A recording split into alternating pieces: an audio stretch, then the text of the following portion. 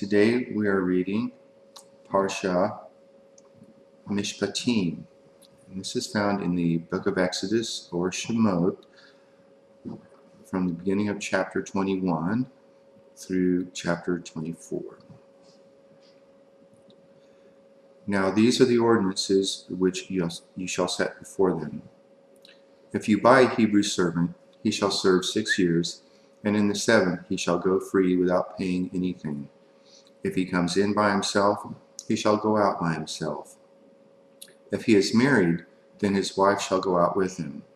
If his master gives him a wife, and she bears him sons or daughters, the wife and her children shall be her master's, and he shall go out by himself.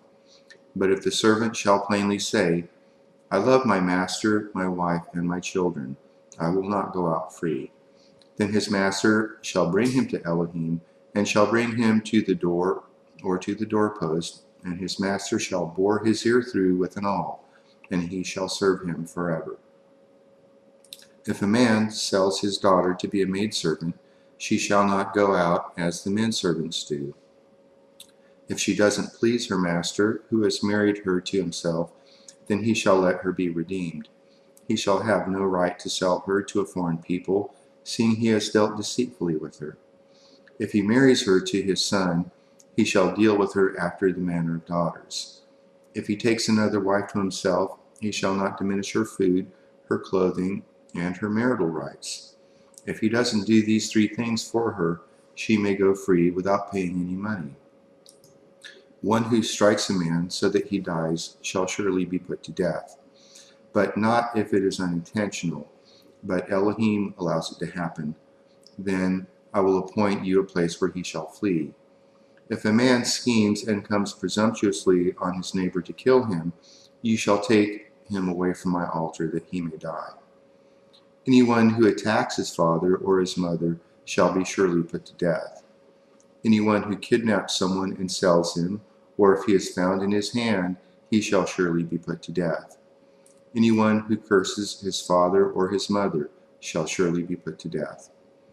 If men quarrel, and one strikes the other with a stone or with his fist, and he doesn't die but is confined to bed, if he rises again and walks around with his staff, then he who struck him shall be cleared, only he shall pay for the loss of his time, and shall provide for his healing until he is thoroughly healed.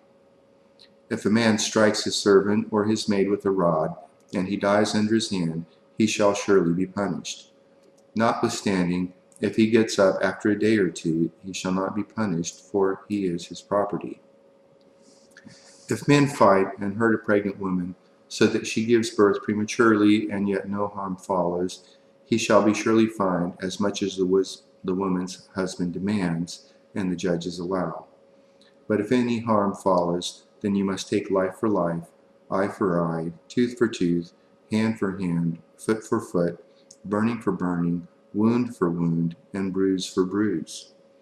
If a man strikes his servant's eye or his maid's eye and destroys it, he shall let him go free for his eye's sake.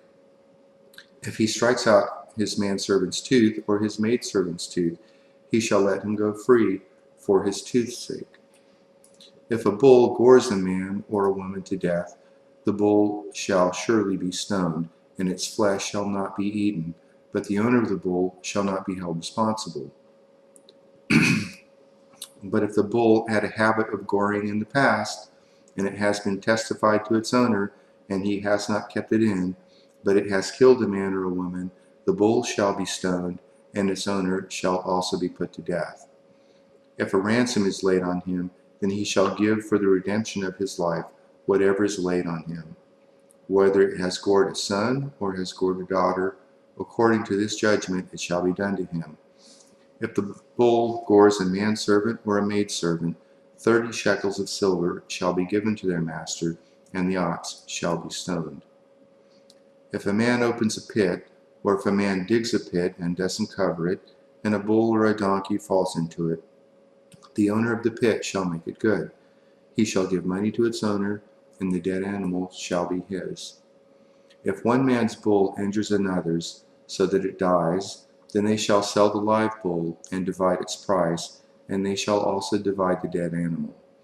Or if it is known that the bull was in the habit of goring in the past, and its owner has not kept it in, he shall surely pay bull for bull, and the dead animal shall be his own. If a man steals an ox or a sheep and kills it or sells it, he shall pay 5 oxen for an ox and 4 sheep for a sheep. If the thief is found breaking in and is struck so that he dies, there shall be no guilt of bloodshed for him. If the sun has risen on him, there shall be guilt of bloodshed for him. He shall make restitution. If he has nothing, then he shall be sold for his theft. If the stolen property is found in his hand alive, whether it is ox, donkey, or sheep, he shall pay double. If a man causes a field or vineyard to be eaten, and lets his animal loose, and it grazes in another man's field, he shall make restitution from the best of his own field and from the best of his own vineyard. If fire breaks out and catches in thorns, so that the shocks of grain, or the standing grain, or the field are consumed, he who kindled the fire shall surely make restitution. If a man delivers to his neighbor money or stuff to keep, and it is stolen out of the man's house, if the thief is found, he shall pay double. If the thief isn't found, then the master of the house shall come near to Elohim to find out if he hasn't put his hand to his neighbor's goods.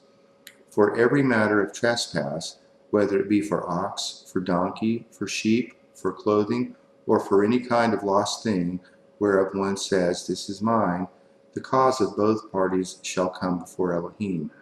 He whom Elohim condemns shall pay double to his neighbor. If a man delivers to his neighbor a donkey, an ox, a sheep, or any animal to keep, and it dies, or is injured, or driven away, no man seeing it, the oath of Yahweh shall be between them both, whether he hasn't put his hand to his neighbor's goods, and the owner of it shall accept it, and he shall not make restitution. But if it is stolen from him, he shall make restitution to the owner of it. If it is torn in pieces, let him bring it for evidence. He shall not make good that which was torn. If a man borrows anything of his neighbor's, and it is injured or dies, the owner of it not being with it, he shall surely make restitution. If the owner of it is with it, he shall not make it good. If it is a leased thing, it came for its lease. If a man entices a virgin who is not pledged to be married, and lies with her, he shall surely pay a dowry for her to be his wife. If her father utterly refuses to give her to him, he shall pay money according to the dowry of virgins. You shall not allow a sorceress to live. Whoever has sex with an animal shall surely be put to death. He who sacrifices to any Elohim, except to Yahweh only, shall be utterly destroyed. You shall not wrong an alien, neither shall you oppress him, for you are aliens in the land of Mitzrayim.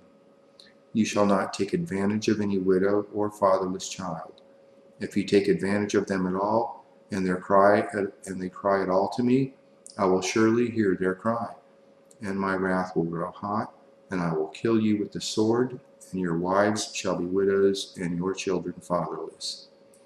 If you lend money to any of my people with you who is poor, you shall not be to him as a creditor, neither shall you charge him interest.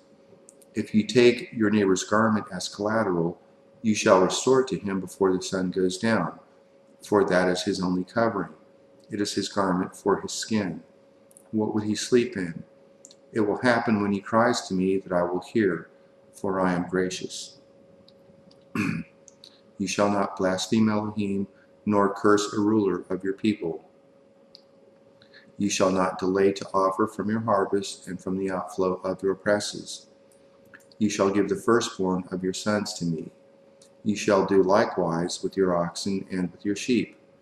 7 days it shall be with its mother, then on the 8th day you shall give it to me. You shall be holy men to me, therefore you shall not eat any flesh that is torn by animals in the field. You shall cast it to the dogs. You shall not spread a false report. Don't join your hand with the wicked to be a malicious witness. You shall not follow a crowd to do evil, neither shall you testify in court to side with a multitude to pervert justice. Neither shall you favor a poor man in his cause. If you meet your enemy's ox or his donkey going astray, you shall surely bring it back to him again. If you see the donkey of him who hates you fallen down under his burden, don't leave him. You shall surely help him with it. You shall not deny justice to your people in their lawsuits. Keep far from a false charge, and don't kill the innocent and righteous, for I will not justify the wicked. You shall take no bribe, for a bribe blinds those who have sight and perverts the words of the righteous. You shall not oppress an alien, for you know the heart of an alien, seeing you are aliens in the land of Mitzrayim. For 6 years you shall sow your land, and shall gather in its increase.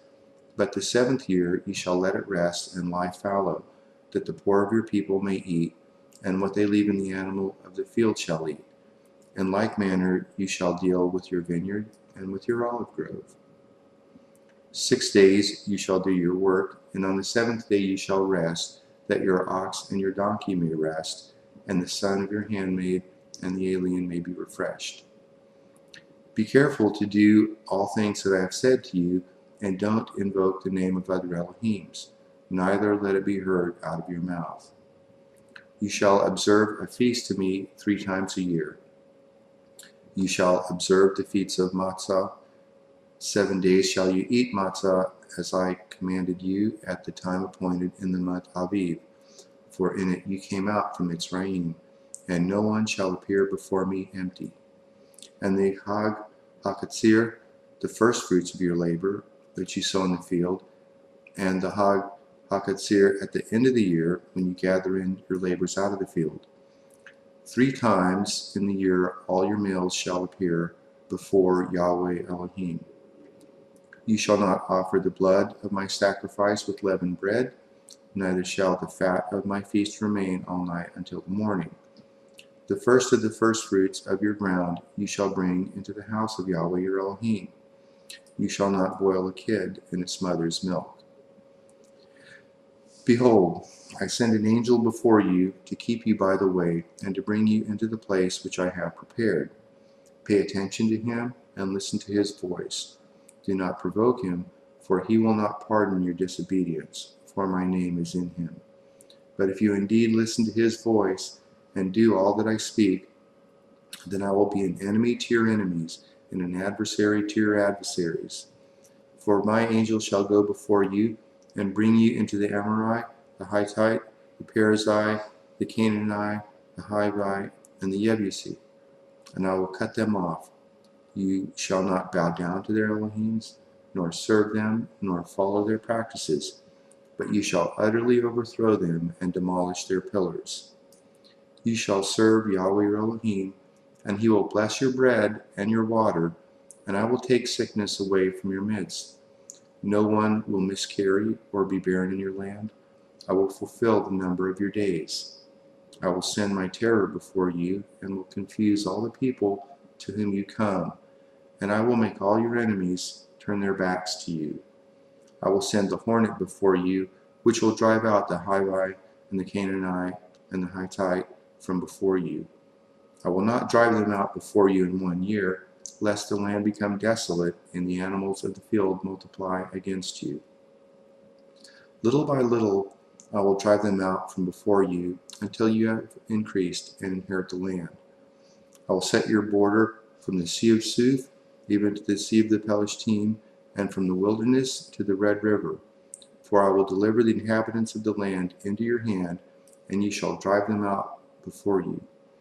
You shall make no covenant with them, nor with their Elohims.